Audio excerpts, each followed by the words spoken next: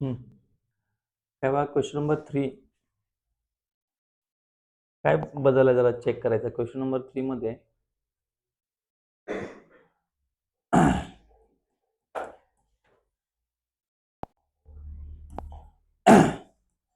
3x minus 5y is equal to 16. Equation number 1 हे लिहायचं. नंतर इथं काय दिसतं आपल्याला x minus 3y is equal to 8.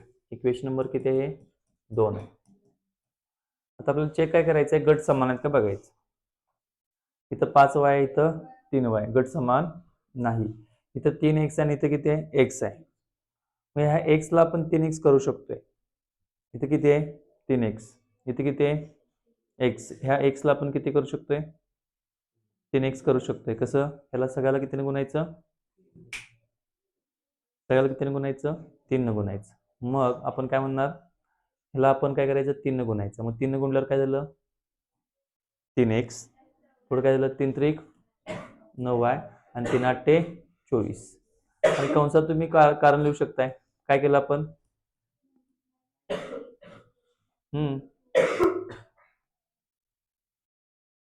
Multiple by 3 two equation second. मराठीमध्ये काय म्हणू शकता? समीकरण 2 ला कितीने गुणून? 3 ने गुणून.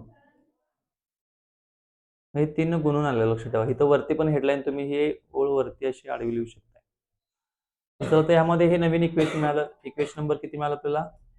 3 मिळालं. म्हणजे हे इक्वेशन कट झालेलं आहे, हे परत घ्यायचं नाही. यात बदल करून म्हणजे 1 नंबर आणि 3 नंबरचा पुढे उपयोग करायचा आपल्याला. मग 1 नंबर आणि 3 नंबर एका खाली एक पांडुरून घेऊया. 3x वजा 9y बरोबर 24 आणि 1 नंबरचं 3x वजा 5y बरोबर 16. चला, हे किती नंबर इक्वेशन आहे? 1 नंबर आहे तसं. हा किती नंबर आहे? 3 नंबर. चला, या दोघांच्या आता काय करणार मला सांगा. 3x आणि 3x कसे कट होतील? बेरीज केल्यावर कट होतात का वजाबाकी केल्यावर कट होतात? वजाबाकी करायला पाहिजे. मग प्लसचं काय, इथं ऑलरेडी चिन्ह कुठले असतं? सगळ्याला प्लस प्लस असते. इथं काय नाही, म्हणजे कुठलं चिन्ह असते? आता वजाबाकी केल्यामुळे ह्या प्लसचं काय होणार? मायनस. या मायनसचं काय होणार? प्लस. आणि या मायनसचं काय होणार? प्लस. म्हणजे आपण कोणती क्रिया केली? सबट्रॅक्शन. काय केलं आपण? सबट्रॅक्शन, वजाबाकी केली आपण. आणि वजाबाकी केल्यामुळे खालचा जो गट असतो चिन्हांचा, तो काय होतो? बदलतो. आता ह्या अधिक 3x आणि हे खालचं वजा 3x चिन्ह बदलले ना. याचं अगोदर चिन्ह कुठलं होतं? अधिक होतं. कुणाचं अगोदर अधिक होतं जरा सांगा मला. हे अधिक 3x ला हे वजा 3x कट झालं. आता इथं प्लस आणि इथं मायनस आहे. Plus minus minus. 9y मधून 5y गेले, 4y उरले. येणाऱ्या उत्तराला मोठ्या संख्येचे चिन्ह वजा चिन्ह येते. हे वरती वजा चिन्ह आहे बघा. आणि इकडं प्लस मायनस मायनसच. 24 मधून 16 गेले किती उरते? 8 उरतात. आणि येणाऱ्या उत्तराला अधिक चिन्ह, कारण 24 ला अधिक चिन्ह आहे. गुणाकार काय होणार? 4y बरोबर 8. मग y बरोबर काय आलं?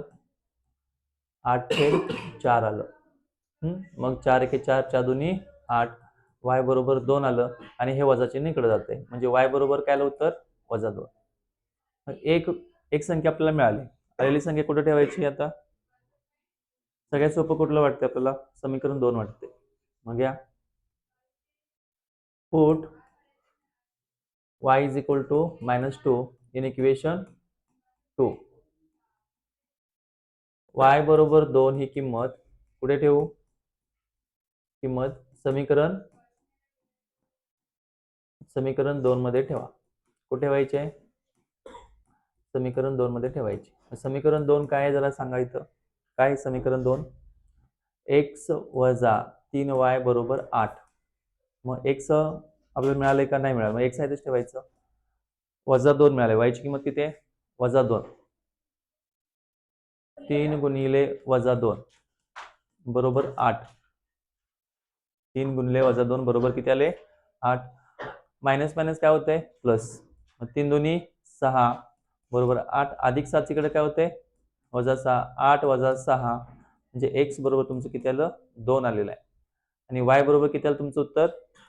फायनल जे आन्सर आहे x आणि y च्या किमती आपल्याला यायचे 2 आणि वजा 2 हे तुमचं लास्ट